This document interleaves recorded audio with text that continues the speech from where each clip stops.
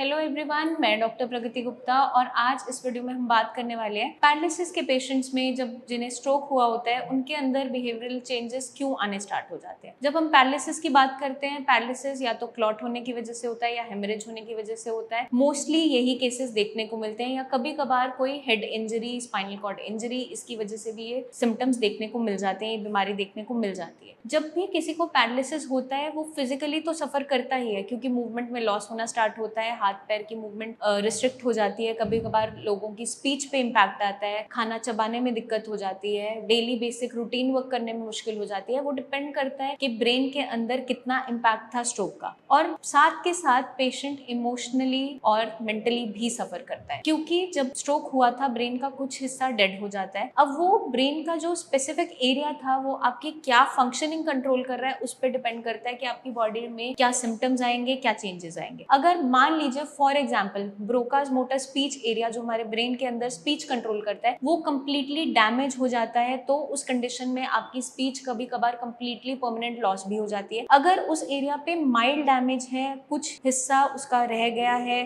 और अनहेल्दी हो गया है, साथ के साथ लेकिन जो उसका बाकी हिस्सा था वो डेड हो गया है और कुछ कुछ वर्ड्स पेशेंट बोल रहा है, तो वहाँ चांसेस होते हैं कि पेशेंट की स्पीच ग्रेजुअली बेटर हो जाती है। ऐसे ही बहुत से ब्रेन के मल्टीपल एरियाज हैं जो आपकी इमोशंस को भी कंट्रोल कर रहे हैं। आपकी जो इमोशंस है, आपका कोई भी नॉर्मल सर्कमस्टांस है, कोई सिचुएशन है फॉर एग्जांपल, वहां पर आपको कुछ भी रिएक्ट करना है, कुछ रिस्पॉन्ड करना है, एनालिसिस करना है, अगर उस एरिया में इम्पैक्ट आया है स्ट्रोक का तो आपके इन फंक्शनिंग में, इन इमोशंस पे भी इम्पैक्ट आना स्टार्ट हो जाता है। फॉर एग्जाम्पल मेरे पास एक पेशेंट आया था ओपीडी में, जब मैं उनसे बात कर रही थी तो वो बार बार नॉर्मली बात करने पे भी बीच में वो स्माइल कर रहे थे, हंस रहे थे और लास्ट में वो क्या कह रहे थे, वो सॉरी फील कर रहे थे कि मैम मैं ये वॉलंटरली नहीं कर रहा हूँ, ये इनवॉलंटरी एक्शन है, ये ऐसा रैंडमली मेरे साथ हो जाता है और इसे मैं कंट्रोल नहीं कर पाता। तो वहां पर पेशेंट की कोई गलती नहीं होती क्योंकि हमारा जो इमोशन कंट्रोल करने का एरिया है वो हैम्पर्ड है। कभी कभार पेशेंट बहुत अग्रेसिव हो जाता है, कभी कभार बहुत ज्यादा इरिटेबल होना स्टार्ट हो जाता है, कभी कभार कुछ पेशेंट किसी भी छोटी छोटी बात पर रोना स्टार्ट कर देता है, बहुत ज्यादा सेंसिटिव हो जाता है जो पहले उसकी नेचर नहीं थी। तो मोस्टली जो उसके केयर टेकर्स हैं, फैमिली मेंबर्स हैं, वो इससे सफर करते हैं क्योंकि ये कंप्लीटली जो मूड स्विंग्स हैं ये दिन भर में डे बाय डे चलते रहते हैं। कभी भी नॉर्मल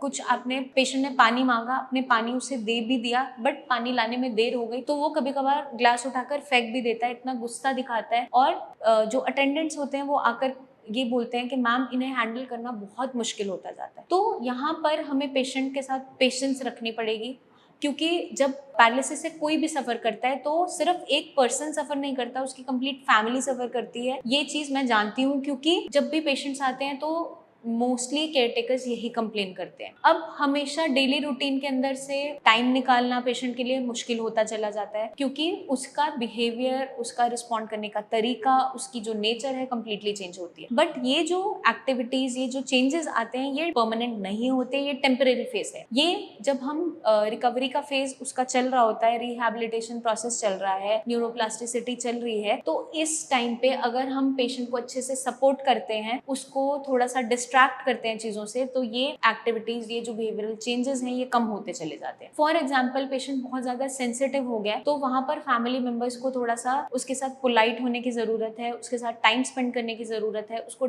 जो उसकी हॉबीज थी उसमें एंगेज करने की जरूरत है। जहां वो अग्रेशन शो कर रहा है उस टाइम आपको शांत रहना है क्योंकि पेशेंट ये वॉलंटरीली नहीं कर रहा है, वो समझना होगा। उस टाइम पे आप सामने की तरफ से अग्रेसिव होकर आंसर नहीं कर सकते क्योंकि सिचुएशन और ज्यादा वर्सन अप हो जाती है। तो जैसे जैसे आपकी रिकवरी का फेज आता चले जाएगा, ये टेम्परेरी जो चेंजेस आए हैं ये आगे चलकर परमानेंट नहीं होंगे, इसके अंदर भी रिकवरी आएगी। जैसे हम बच्चों की बात करते हैं, बच्चों के कुछ बेसिक माइलस्टोन्स होते हैं। जब बच्चा 2-3 साल का होता है उस टाइम पे बहुत ज्यादा टैंट्रम्स थ्रो करता है, लेकिन वो उसकी परमानेंट नेचर नहीं होती। जैसे वो 5-6 साल का हो जाता है, 10 साल तक पहुंचता है, उसके अंदर चेंजेस आने लगते हैं, वो समझना शुरू करता है। वैसा ही पैरालिसिस के पेशेंट के साथ भी होता है। जैसे एक टीन एज का जो बच्चा है वो बहुत ज्यादा अग्रेसिव हो जाता है, एंथुजियास्टिक होता है, वो चेंजेस जो है वो एज के साथ आ रहे होते हैं। वैसे ही चेंजेस हमारे ब्रेन के साथ भी चल रहे होते हैं जब हम पैरालिसिस से सफर करते हैं। तो ये कुछ भी अलग नहीं है,